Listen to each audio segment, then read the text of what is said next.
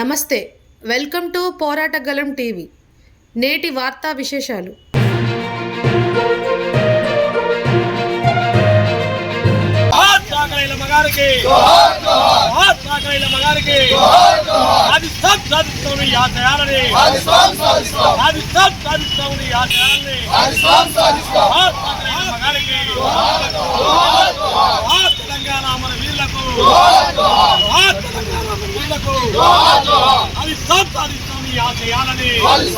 తెలంగాణ సాయుధ రైతాంగ పోరాటానికి స్ఫూర్తినిచ్చినటువంటి చిట్యాల ఐలమ్మ 39వ వర్ధంతి సందర్భంగా భారత కమ్యూనిస్ట్ పార్టీ ఖమ్మం జిల్లా సమితి మరి ఘనంగా నివాళులర్పిస్తూ ఉంది.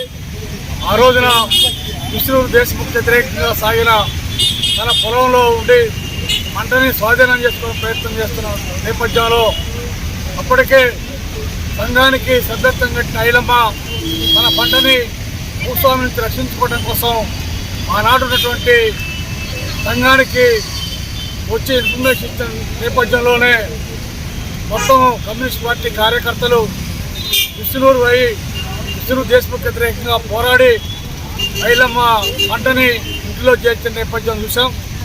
తర్వాతనే ఉత్పల సంఘం ఏర్పడ్డది. ఆ సంఘం నాయకత్వంలో జరిగిన పోరాటంలో విష్ణువు దేశముఖ్ కాల్పుల్లో కామ్రేడ్ దొడ్డి కొమరయ్య అమరుడయ్యాడు.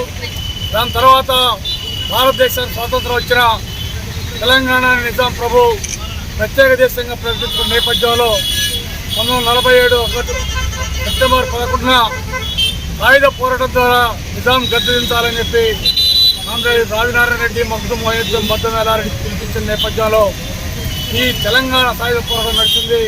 ఈ పోరాటంలో విశ్వక్షితులైనటువంటి 4,500 మంది యువ కమ్యూనిస్టులు తమ ప్రాణాలను ప్రాయంగా అర్పించి తెలంగాణ సాయుధ రైతాంగ పోరాటం నిర్వహించారు. ఆ పోరాటం 10 లక్షల ఎకరాల భూమి పంచింది, 3,000 గ్రామాలు విముక్తి చేస్తుంది.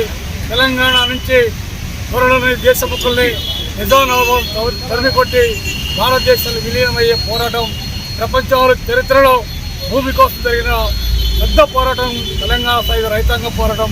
మట్టి మనుషులు చేసినట్టు ఆ మహత్తర పోరాటంలో అమరులైనటువంటి వారి స్మరిస్తూ రేపు 11 నుంచి ఆ రోజున ఏదైతే సెప్టెంబర్ 11, 1947 భారతదేశ సాయుధ పోరాటం పిలిపించిన రోజు ఏదైతే ఉందో అదేవిధంగా సెప్టెంబర్ 17న భారతదేశంలో తెలంగాణ విలీనమైన రోజులు ఈ వారం రోజుల పాటు ఈ రోజు నుంచి 17వ తారీఖు వరకు రాష్ట్ర వ్యాప్తంగా, జిల్లా వ్యాప్తంగా తెలంగాణ సాయుధ పోరాటం 70వ వార్షికోత్సవాన్ని ఘనంగా నిర్వహించుకుంటా ఉన్నాం.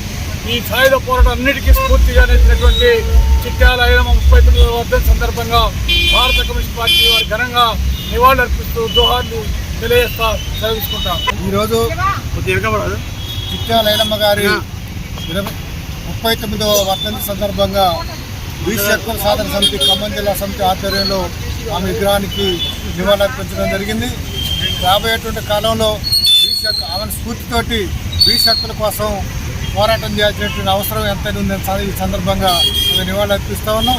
రాబోయేటువంటి కాలంలో ఇప్పుడు పాలనలో ఉన్నటువంటి కాంగ్రెస్ ప్రభుత్వం కానీ, రాష్ట్రంలో కేంద్రంలో ఉన్నటువంటి ప్రభుత్వం బీజేపీ ప్రభుత్వం కానీ తక్షణమే బీసీ జనగణన జరిపి ఈ స్థానిక సంస్థల ఎన్నికల్లో బీసీలకు రావాల్సిన శాతం ప్రాతిపదిక మీద ఎలక్షన్లు జరిపిస్తే అది ఆమె నిజమైనటువంటి నివాళులర్పించినట్టు అవుతుంది.